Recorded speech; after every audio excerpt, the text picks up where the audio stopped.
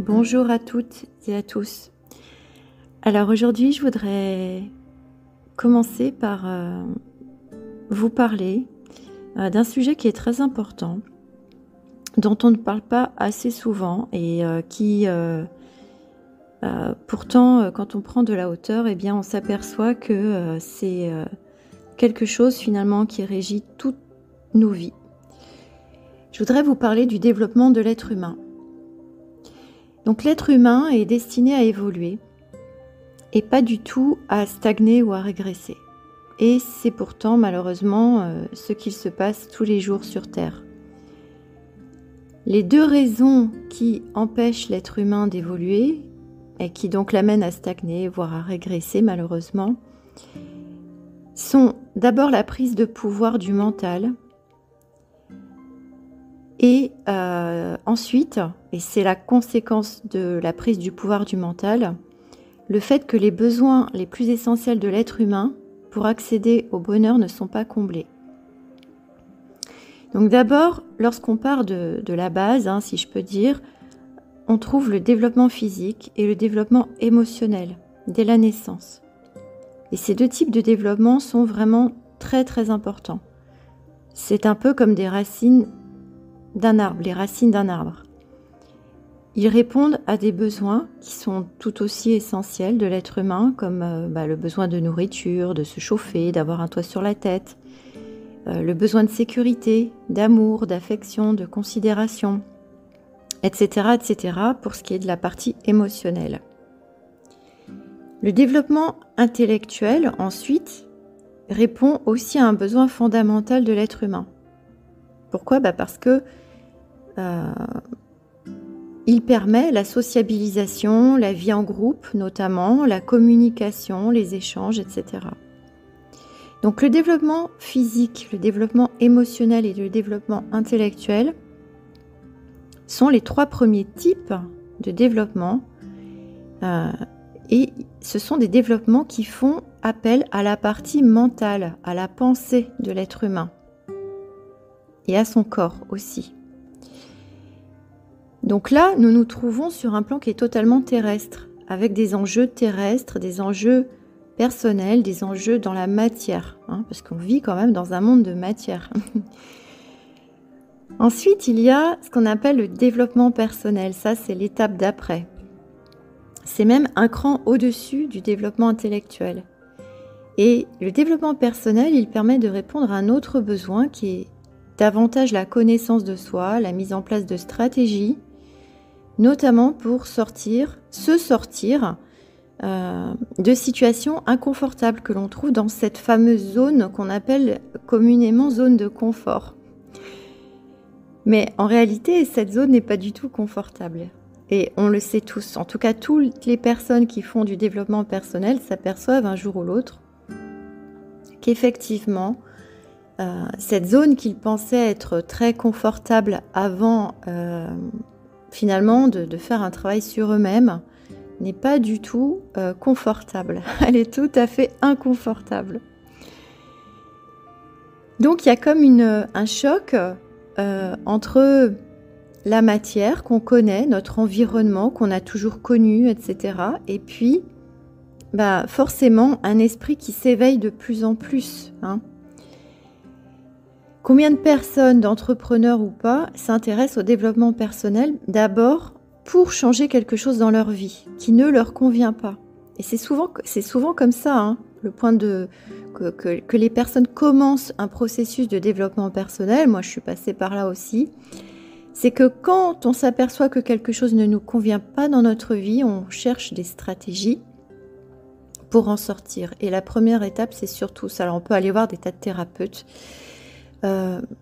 qui vont nous aider, mais les thérapeutes c'est très bien et il y en a de très très bons, d'excellents qui vont nous donner des résultats, parfois même assez rapides, mais parfois beaucoup plus longs.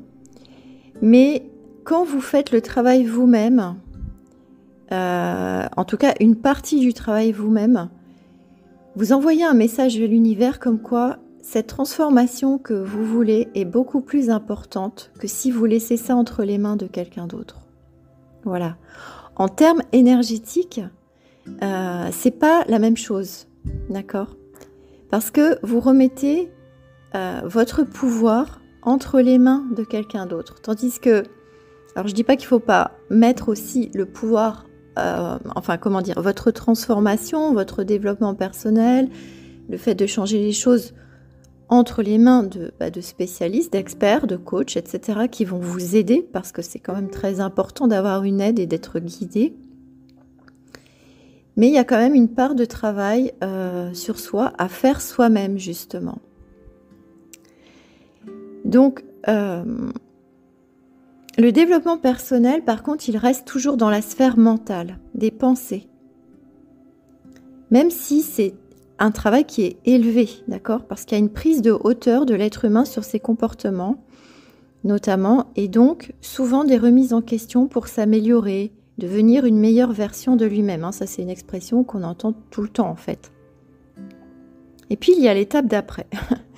Alors, l'étape d'après, c'est le développement spirituel, qui répond aux besoins ultimes et fondamentaux de connaissance de soi, du monde, d'amour inconditionnel, de paix, d'expansion de conscience, etc. Et ça, c'est la cime de l'arbre. On est parti des racines et puis on arrive jusqu'à la cime de l'arbre et puis après, il y a au-dessus, bien évidemment. Toutes les personnes qui connaissent un développement spirituel le vivent souvent à un moment où elles s'interrogent sur leur chemin de vie, le pourquoi de leur être, de leur existence.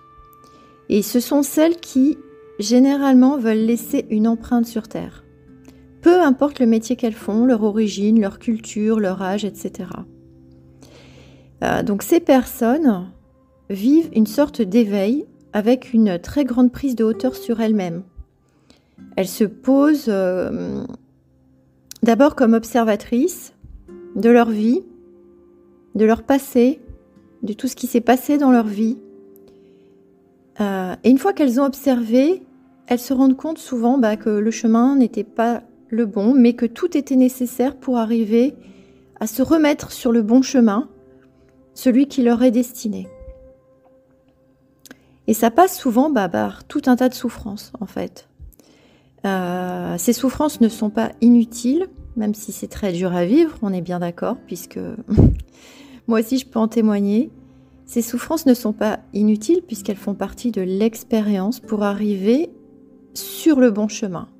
C'est comme si on est sur une route, on prend plusieurs chemins de traverse où on rencontre beaucoup d'obstacles et puis un jour, on s'aperçoit qu'on s'est perdu. Et donc on essaie de retrouver le bon chemin. Et ça, c'est le développement spirituel. Et quand on retrouve ce bon chemin, alors là, c'est absolument magique et magnifique.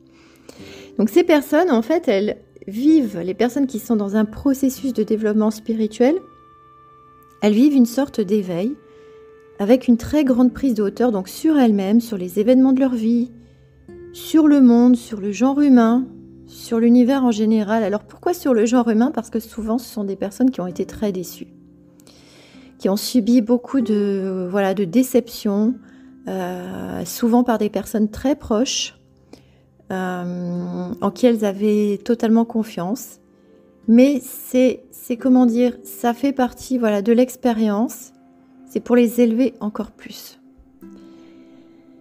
Donc, ces personnes vont changer de plan de conscience. Au début, c'est assez difficile et ensuite, ça se fait de plus en plus rapidement et de manière plus fluide d'un point de vue énergétique. Et comme ça se fait de manière plus fluide d'un point de vue énergétique, les résultats vont arriver plus rapidement dans la matière. C'est-à-dire que quelqu'un qui est dans un processus de développement spirituel va avoir des résultats en fait plus rapidement parce que il a conscience en fait que finalement le but de sa vie c'est pas d'être malheureux ou malheureuse, c'est simplement d'accéder au bonheur. Voilà. Donc l'ego va tomber pour faire place au cœur. C'est ça le processus. L'ego tombe ou en tout cas se diminue un peu pour laisser plus de place au cœur et c'est le cœur qui va devenir le moteur, donc quelque chose de plus élevé, de plus spirituel, de plus qui va devenir le moteur en fait des actions qui vont être mises en place dans la matière. Et c'est souvent juste avant, donc qu'apparaissent les premières facultés extrasensorielles. Alors, on est tous dotés de ce potentiel, mais certains plus que d'autres, certaines personnes beaucoup plus que d'autres. Et ce n'est pas le destin de chacun et la mission de chacun de les développer, en fait, sur Terre. Il y a des personnes dont la mission est... qui ont une certaine mission et qui ont besoin, en fait, de ces facultés extrasensorielles pour accomplir leur mission sur Terre, et donc pour laisser cette empreinte sur Terre. Hein. C'est une mission qui est plus élevée, ça ne veut pas dire qu'elle est meilleure qu'une autre. Hein. On a tous notre rôle à jouer sur Terre. Parfois bon, parfois mauvais, malheureusement, et ça, c'est l'ombre. Mais voilà, ça ne fait pas partie de la mission de chacun. Moi, j'ai beaucoup de personnes qui me disent « Ah oui, mais moi, je veux avoir des facultés, aide-moi à avoir des facultés, s'il te plaît. » En fait, oui, je peux aider les gens à avoir des facultés, mais si vous n'êtes pas prêt, si l'univers estime que vous n'êtes pas prêt, vous n'en aurez pas, en fait. C'est pas que vous n'en aurez pas, c'est que l'univers ne va pas les activer chez vous. Parce que avoir des facultés, déjà, c'est une très grande responsabilité. On ne fait pas n'importe quoi. Malheureusement, il y a beaucoup de gens qui jouent avec l'énergie, qui jouent avec les facultés, qui vont voir tout un tas de charlatans pour faire des choses, des travaux absolument horribles et inimaginables. Vous ne pouvez pas vous imaginer de ce qui se passe pour manipuler les gens, manipuler leur mental, manipuler leur vie. C'est absolument... qu'on y croit ou qu'on n'y croit pas, malheureusement, ça existe. C'est vraiment très très grave. C'est criminel de faire des choses comme ça. Et en fait, avoir des facultés, c'est une très grande responsabilité. Si on est du côté de la lumière, ça va, mais si on est du côté de l'ombre, non, ça va pas. Et sachez que, alors là, je vais m'adresser aux personnes qui font ce genre de choses ou qui demandent à d'autres personnes de faire ce genre de choses pour influencer la vie des autres, leur faire du mal, les maintenir prisonniers ou prisonnières, etc. Moi, je le sais parce que j'ai vu des cas autour de moi, malheureusement, qui sont pas glorieux, et malheureusement, c'est des gens qui sont en souffrance. Et souvent, c'est fait par des personnes qui sont extrêmement proches. Voilà, ça faut le savoir. Qui font preuve d'une jalousie extrême. Eh bien, sachez que votre dette karmique sera extrêmement élevée. Choisissez toujours le chemin de la lumière et du cœur. Et surtout, ne touchez jamais à ça. Parenthèse est fermée. Donc, les facultés, c'est une très grande responsabilité. Et si l'univers vous sait dans l'ombre, eh bien, il ne vous donnera pas à vous des facultés. Mais si l'univers... ou si l'univers vous estime que vous n'êtes pas encore prêt, parce que justement, vous n'êtes pas passé par toutes ces phases de travail sur vous, de connaissance sur vous-même, et que vous n'avez pas clairement choisi encore entre l'ombre et la lumière, parce qu'il y a beaucoup de gens qui doutent de ça et qui n'arrivent pas à faire le choix, qui restent dans cette zone grise entre deux, eh bien l'univers n'activera pas vos facultés. Ça, c'est une évidence. Alors, il y a de nombreuses autres personnes sur Terre. Il y a des personnes sur Terre qui ont ces facultés-là parce que ce sont des vieilles âmes. Et qui ont par exemple un lien d'âme sacré. Ces personnes-là, qui sont des vieilles âmes, connaissent un développement spirituel à un moment donné. Ça s'active parce qu'elles ont une énergie très forte qui est l'énergie du cœur à laquelle elles sont connectées. Okay. Donc, c'est l'énergie la plus puissante qui existe, c'est l'énergie du cœur, parce qu'elle est rattachée directement à l'âme, au divin, peu importe le Dieu dans lequel vous croyez. Et donc, cette énergie est tellement puissante, elle est rattachée à l'âme, elle est rattachée au divin, à la source, à comment vous voulez l'appeler, peu importe. Et c'est, voilà, ces vieilles âmes-là, généralement, ont ces facultés et les activent à un moment donné. Mais voilà, il y a quand même de nombreuses autres personnes sur Terre qui peuvent aussi connaître un développement spirituel suite à différents événements dans leur vie. Et ces événements-là, généralement, sont assez négatifs. C'est-à-dire qu'à un moment, alors ça peut être des accidents, des maladies, etc. En tout cas, si ce n'est pas ça, c'est souvent dû à des grands chocs émotionnels, à des souffrances. Et là, le développement, l'éveil spirituel se fait et il peut y avoir une connexion, une activation d'une ou de plusieurs facultés extrasensorielles, justement comme des cadeaux que l'univers leur offre pour les aider à se sortir de situations compliquées, en fait. Voilà, moi par exemple, ma première faculté, elle a été activée suite à mon embolie pulmonaire. Voilà, tout simplement. Donc, mais c'était une faculté que j'avais qui était en sommeil depuis très longtemps, en fait, depuis mon enfance, je pense, et qui a été étouffée, c'est-à-dire que j'ai mis un voile dessus, ou on a mis un voile dessus, je ne sais pas trop.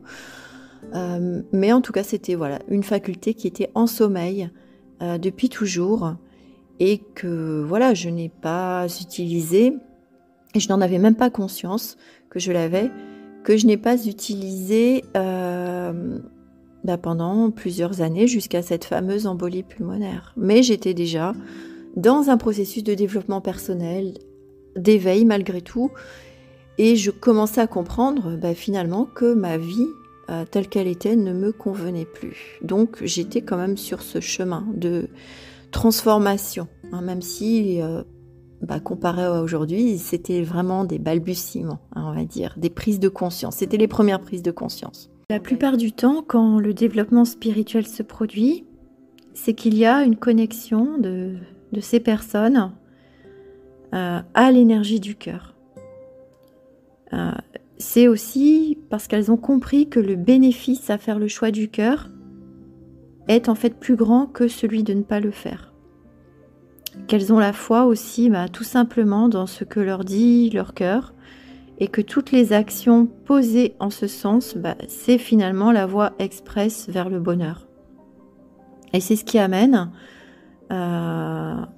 finalement à éliminer certaines choses, notamment des choses toxiques de notre vie, pour faire ce choix-là du cœur, parce que on a toujours l'impression, et ça c'est vraiment une idée fausse, une idée reçue, que faire le choix du cœur, ça va nous amener à sacrifier des choses dans notre vie, et en fait pas du tout. Mais ça, évidemment, on peut le comprendre que quand on l'a fait. Voilà. On peut le voir vraiment et le vivre vraiment que quand on a fait ce choix-là, quand on a sauté le pas,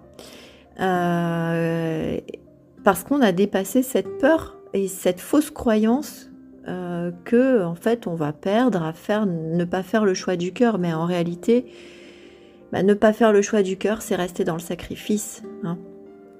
Et c'est pas ça le but de la vie. Le but de la vie, c'est pas d'être dans le sacrifice, parce que c'est totalement opposé au bonheur, hein. Alors ça peut rendre des personnes de notre entourage heureuses, hein, qu'on soit dans le sacrifice, mais nous, ça nous rend pas heureux. Donc le sacrifice, c'est contraire au choix du cœur. À partir du moment où vous faites le choix de votre cœur, et que surtout vous posez des actions pour le faire, hein, et ça c'est peut-être ce qu'il y a de plus dur, mais ça se fait en un quart de seconde parfois. Parfois il faut du temps pour passer à l'action, mais ce passage à l'action, il dure qu'un millième de seconde. Je peux en témoigner, hein, je le sais, et je l'ai vécu. Et tous mes clients qui ont fait ça ont vécu la même sensation que moi. Ce passage à l'action qui se fait en une seconde, au moment où vous passez à l'action, c'est une véritable libération déjà en soi. Et là, c'est comme si vous vous délestiez d'un poids énorme que vous avez porté dans votre cœur, justement, sur vos épaules, sur votre dos, pendant peut-être des années et des années, parce que finalement, les êtres humains sont tous des sacrifiés, et c'est pour ça qu'ils n'accèdent pas à l'abondance. Quand je parle d'abondance, c'est pas forcément que de la richesse matérielle ou financière, etc. Mais dans la plupart des cas, les gens pensent que faire le choix du cœur, c'est renoncer en fait à d'autres choses, mais en réalité, on renonce au sacrifice.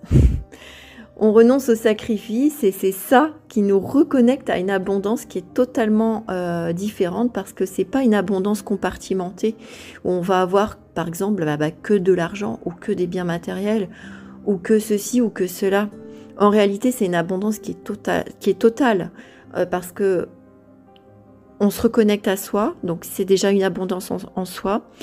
On se reconnecte à l'abondance émotionnelle, à l'abondance financière, à l'abondance surtout d'amour, d'amour pour soi-même et puis d'amour pour les autres. En fait, c'est une abondance qui est holistique, qui est complète. C'est l'abondance physique, émotionnelle, matérielle, financière, spirituelle, etc., etc., et d'amour, quoi, en fait, parce que c'est ça qui propulse cette véritable abondance totale, qui est l'abondance holistique. Parce que le choix, c'est de sortir du sacrifice. Donc voilà, mais ça, c'est certainement un sujet que je développerai dans un autre podcast, parce que finalement, c'est ça qui est le moteur de tout. Bon, j'espère que ce podcast vous a plu. Je vous dis à très vite et je vous souhaite une très très belle journée. Salut!